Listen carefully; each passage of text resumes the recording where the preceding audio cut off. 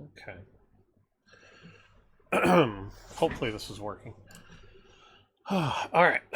So I just wanted to showcase what I've found so far for a ranger build.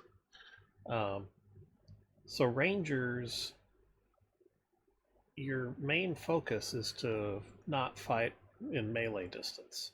Um, a ranger build, what I've noticed is you really are not set up to be running around fighting with daggers. You can use them, but they're more like an emergency thing and not really something you should be doing to kill enemies on a regular basis.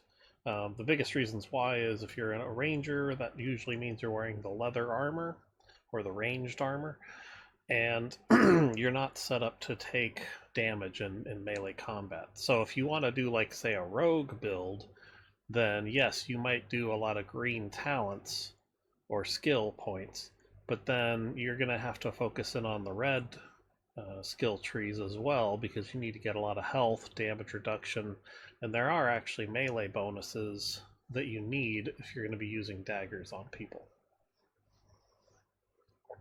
So, so just going through the basics for a ranger build, what I found is you really want to start with the ranger tree. Now, one of the first things you really need is you need to just start pumping your dexterity up as quick as possible. So I usually get both 1 point skills and then start going down the ranger path. Now, the damage against flying enemies, you can usually wait to do that one because there's not a lot of flying enemies when you first start playing the game.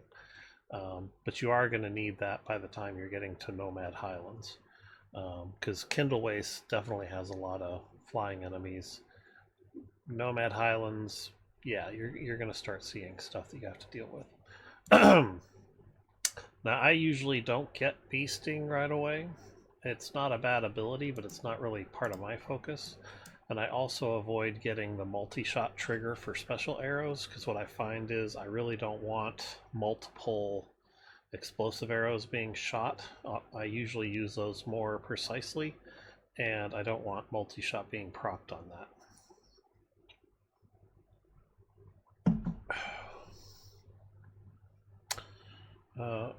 So after I go through the ranger, I typically go up the assassin tree.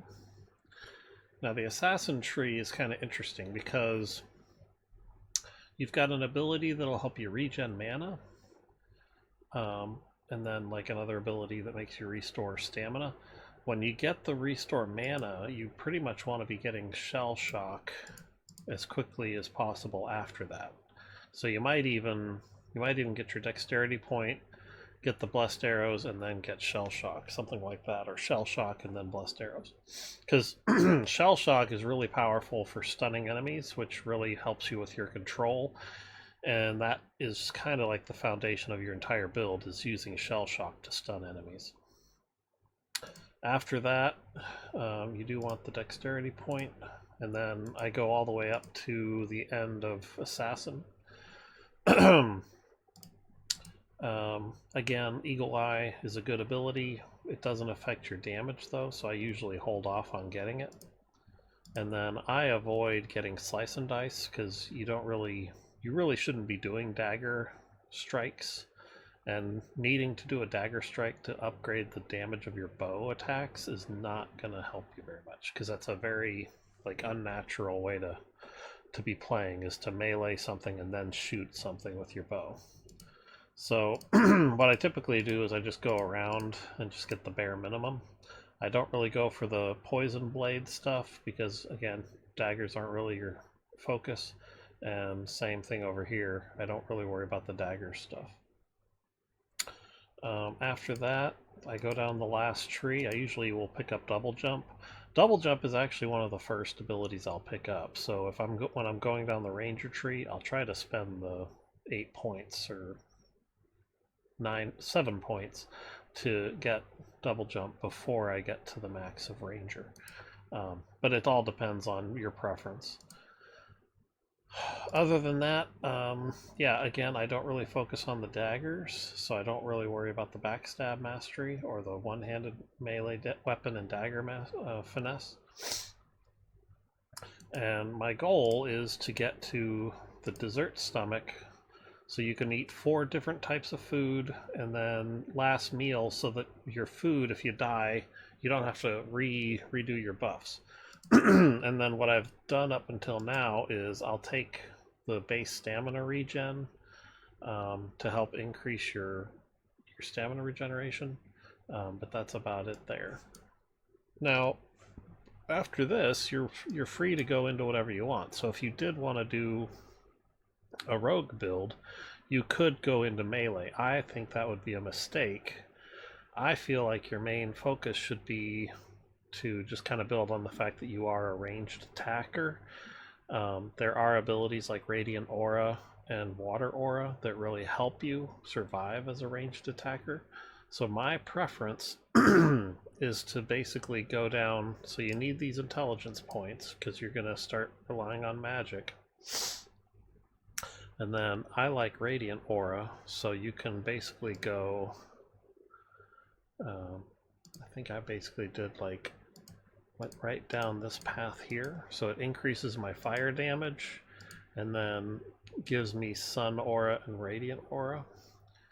And then after that I'm basically done there, and then I'll get the intelligence point, and you don't have to go any further. Now you could, if you're doing a full-blown build, you could go ahead and try to get all the way to the 5, what is it called?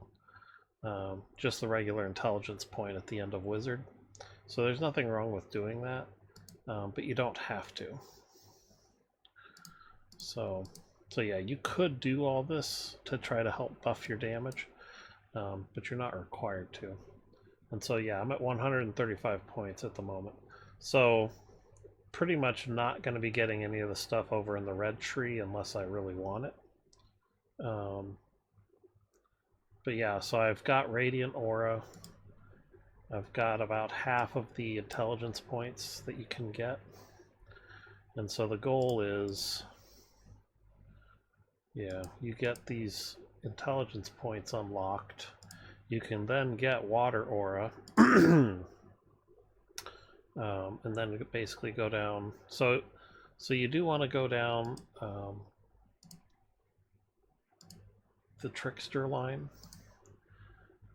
because that'll get you more intelligence points. You can also decide if you want another ability to stun enemies. So if you're using, like, say, Fireball on a bunch of enemies, it'll help you regen that magic.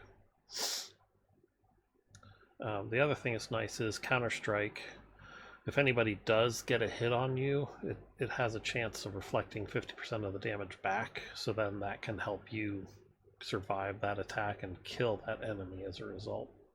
So at this point, I've got 8 intelligence points. So that gives you most of your intel points, I think.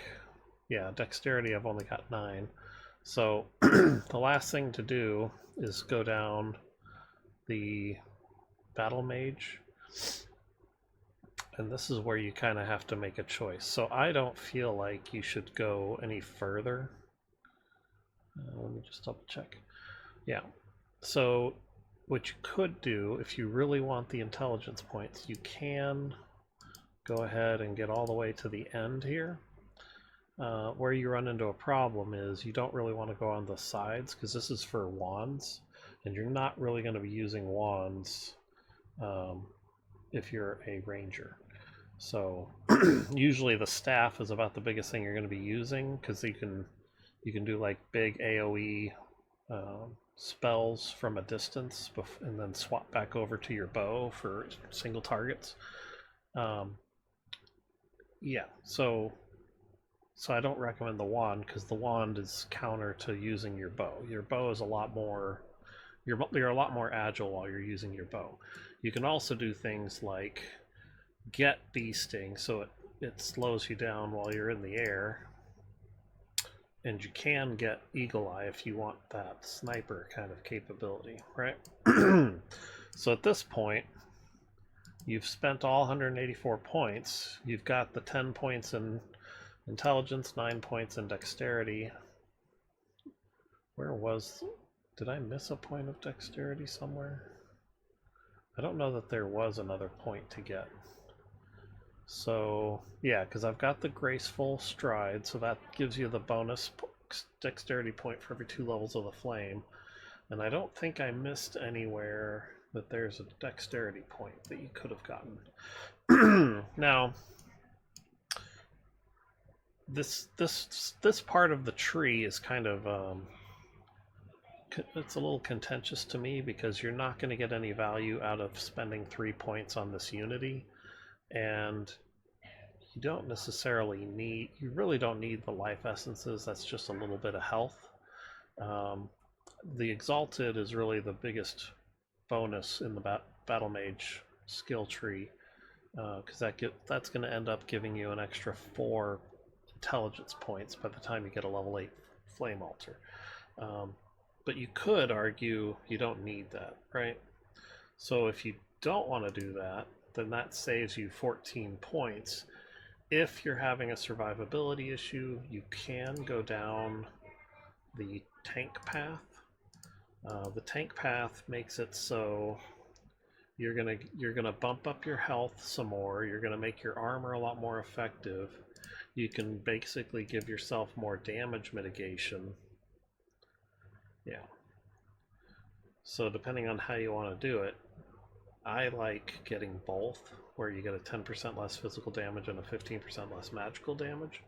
Again, that's kind of like your choice. And then the last thing you can do is get 1 more point of constitution. So that's about, that's kind of the 2 different ways you can go at the end there, because it's kind of pricey to get those 5 extra intelligence points, because of how you got to spend 14 points to do it. Or you can really bump up your survivability. The other thing you can do is you can say, wait a minute, why am I spending 3 points on Eagle Eye? Eagle Eye doesn't actually improve my sniping, it just makes it easier for me to zoom in to see them. But the thing I don't like about Eagle Eye is you kind of lose visibility, because you specifically focus in on a target. So if you don't enjoy that aspect, you could say, wait a minute, why don't I just go for Earth Aura? That's a permanent 10% damage reduction, and then don't worry about the 10% less physical damage, and then you're still getting the Constitution. So now my intelligence is going to ultimately be 5 points less. But yeah, like I've got more Constitution and I've got a lot more survivability down this red path. If you do want anything specific to the new Veilwater Basin, there are some buffs in the athlete tree to consider. The downside there, though, is... Oh, somehow I spent a point here. Okay. Yeah, so the downside to this path is you're going to waste a lot of points, because you don't really want to crash down attack. You don't really want to be spending points on strength. So yeah, you're going to be you're basically going to have to waste I think that's 7 points just to finally, and actually I don't consider the Blood Warrior skill to be much of value. So you're going to have to waste 10 points just to get to the end to get the Wet Dog, Soak Dog, or Splash Dash traits. So yeah, that's a little vicious to try to get those bonuses. So my main recommendation is consider something like this. You're going to have your extra survivability. You're going to have plenty of intelligence. And then you're also going to have your wizard skills, so that's really going to help you out with making it so you use fireballs, for example. You're going to damage multiple enemies in a group. You could set off multiple fireballs before they start coming towards you. If you really want, you can include a stun with that. And that's the best recommendation I have.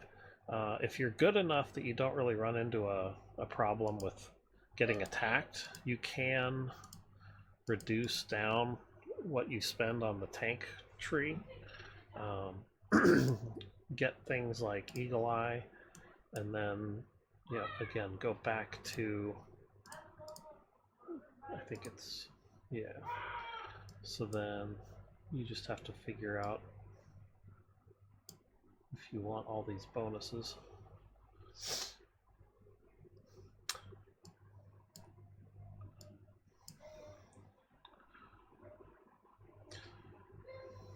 So yeah, that's 182 out of 184. Oh, yeah, you do need that ability. So, yeah, you need quick charge for your staff, so don't forget that one. So anyway, so this is kind of more what I'm recommending. Eventually you do end up with Bee Sting and Eagle Eye. Personally, I think those are abilities that are fun, but they can wait. And anyway, so that's what I found. So I kind of consider this to be a spell sword build, because you're using magic, but you're also doing a lot of stuff with your bow. And the fact that you can really take advantage of the spells, I think, is going to help you out if you run into different enemy types. I really haven't dived too far into the red at this point. I don't really do melee. And I actually prefer the ranger over the mage because it's much easier to keep shooting with a bow, because you can actually be double jumping and shooting in the air with your bow, whereas with a mage it's really hard to use your wands while jumping. So generally speaking, I would consider a mage, you really want this tank tree on your mage. Rogue, you don't need it as much. So hopefully the word salad wasn't too bad, but that was what I wanted to show off, and kind of just give my thoughts on it. All right, thanks for your time.